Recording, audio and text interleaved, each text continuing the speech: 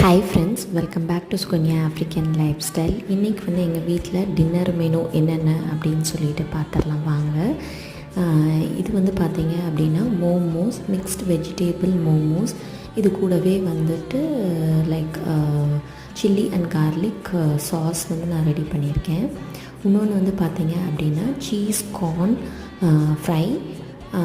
அதுக்கப்புறம் வந்துட்டு சப்பாத்திக்கு வந்து தொட்டுக்கிறதுக்கு வந்து பார்த்திங்க அப்படின்னா உருளைக்கிழங்கு கறி வந்து நான் பண்ணியிருந்தேன். லைக் தக்காளியெலாம் போட்டு கொஞ்சம் வந்து தேங்காய் பால் வந்து எடுத்து போட்டு நான் பண்ணியிருந்தேன்.